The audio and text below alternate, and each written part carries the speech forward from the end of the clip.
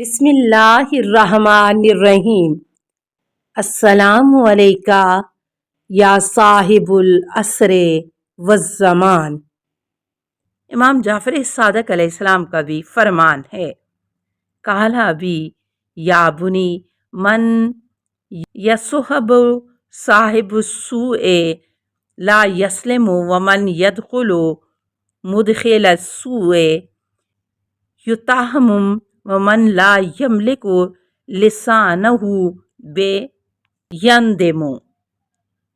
میرے والد نے مجھ سے فرمایا، بیٹا جو برے لوگوں کا ہم نشیں ہوتا ہے وہ سالم نہیں رہتا، جو بری جگہ آتا جاتا ہے اس پر تہمت لگتی ہے، اور جو اپنی زبان پر قابو نہیں رکھتا وہ شرمندہ ہوتا ہے۔ بدگمانی۔ سماجی زندگی میں پیدا ہونے والی ایک اور بری خصلت بدگمانی ہے۔ بعض لوگ اپنی کج فکری اور بدنیتی کی وجہ سے دوسرے لوگوں کے ہر قول و فعل کو برائی اور فساد پر محمول کرتے ہیں کہ اگر یہ گمان حقیقت کے برخلاف ہو تو اسے بدظنی اور بدگمانی کہا جاتا ہے۔ ایک طرف تو ایک بری عادت اور خصلت اور گناہ ہے، اور دوسری طرف بہت سے گناہوں کا سرچشمہ ہے۔ قرآن کریم اس سلسلے میں فرماتا ہے، یا ایھا الذین آمنوا اجتنبوا کثیرا من الظن ان بعض الظن اسم ولا تجسسوا ولا یغتب بعضکم بعضا۔ اے ایمان والو، اکثر گمانوں سے اجتناب کرو کہ بعض گمان گناہ کا درجہ رکھتے ہیں، اور خبردار ایک دوسرے کے عیب تلاش نہ کرو اور ایک دوسرے کی غیبت نہ کرو۔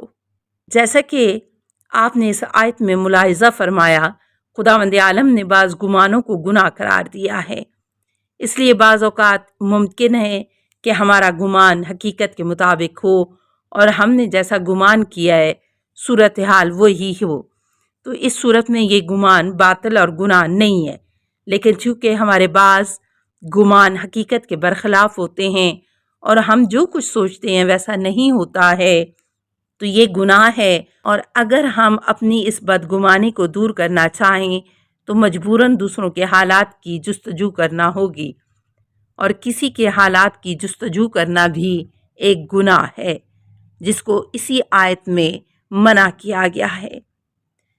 دوسری بات یہ کہ لوگوں کو حقیقت حال سے باخبر ہونے کے لیے خواہ مخواہ غیبت میں مبتلا ہونا پڑے گا، اس لیے کہ دوسروں سے پوچھ کر ہی کسی کے حالات سے آگاہی ہو سکتی ہے۔ لہٰذا بدظنی اور بدگمانی خود تو گناہ ہے ہی، دوسرے گناہ کا سبب بھی ہوتی ہے۔ لہٰذا خداوند عالم نے ان تمام گناہوں سے بچنے کے لیے بہت سے گمانوں سے بچنے کا حکم دیا ہے۔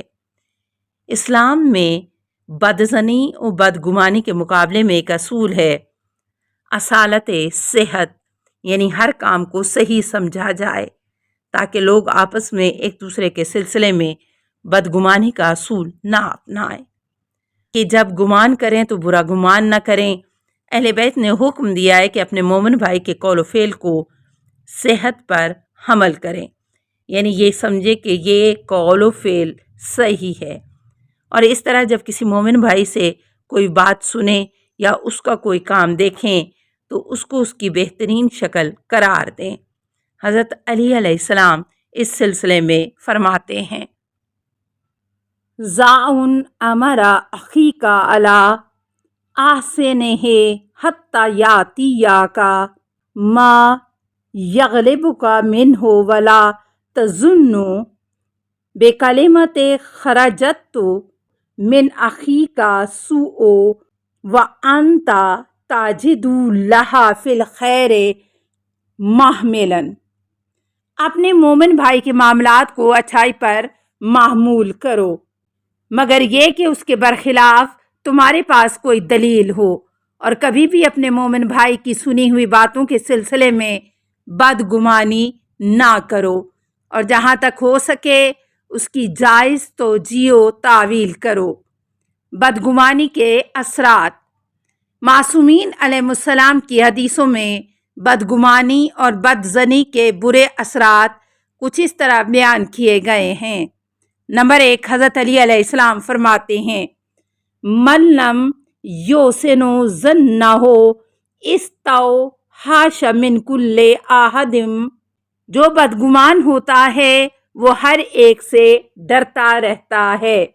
یعنی بدگمان انسان چونکہ ہر ایک کے سلسلے میں بدگمانی کرتا ہے اور ہر ایک کا کوئی نہ کوئی عیب اور نقص اپنے ذہن میں تصور کرتا ہے، لہٰذا وہ کسی پر اعتماد نہیں کر پاتا اور اسے کسی پر بھی بھروسہ نہیں ہوتا۔ وہ سب سے ڈرتا ہے اور اس خوف کا نتیجہ یہ ہوتا ہے کہ وہ سب سے کنارہ کش ہو کر رہ جاتا ہے اور اپنے طور پر تنہائی کا احساس کرنے لگتا ہے کہ لوگ اس کے اچھے کاموں سے خوش ہوں اور اس پر اعتماد کریں۔ اب اگر کسی معاشرے میں ہر انسان ایک دوسرے کو بدگمانی کی نظر سے دیکھنے لگے تو پھر کسی کا اعتماد و اعتبار باقی نہیں رہ جائے گا اور کوئی کامیابی کی کوشش نہیں کرے گا، اور حضرت علی علیہ السلام کے قول کے مطابق معاشرے کا شرازہ بکھر جائے گا اور لوگ برائیوں کی طرف کھینچتے چلے جائیں گے۔ نمبر 3، حضرت علی علیہ السلام نے ایک حدیث میں بدگمانی کو لوگوں کے درمیان تفرقے کا باعث قرار دیا ہے۔ آپ علیہ السلام فرماتے ہیں من غلب علیہ سوء الظن لم یترک بینہ و بین خلیل صلحا، جس پر بدگمانی غالب ہو جاتی ہے وہ اپنے دوستوں سے اچھے تعلقات باقی نہیں رکھ پاتا۔ نمبر 4، ایک دوسری روایت میں حضرت علی علیہ السلام نے بدگمانی کو عبادتوں کی بربادی کا سبب قرار دیا ہے۔ ایاک ان تبی الظن فإن سوء الظن یفسد العبادۃ ویعظم الوزر، بدگمانی سے بچو اس لیے کہ بدگمانی عبادت کو برباد کر دیتی ہے اور گناہ کو رواج دیتی ہے۔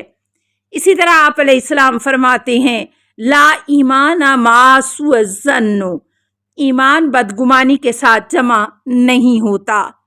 بدگمانی اور بدظنی بری چیز ہے، اس کے برخلاف مومنین کے سلسلے میں حسن ظن ایک اچھی عادت اور نیز قابل تعریف صفت شمار ہوتی ہے۔ معصومین علیہ السلام نے اپنی حدیثوں میں اس کی تاکید بھی فرمائی ہے۔ حضرت علی علیہ السلام فرماتے ہیں حسن الظن من احسن الشیم و افضل القسام، حسن ظن بہترین خصلت اور سب سے زیادہ مفید ہے۔ اسی طرح آپ علیہ السلام فرماتے ہیں حسن الظن راحت القلب و سلامت الدین، حسن ظن سکون قلب اور دین کی سلامتی کا سبب ہے۔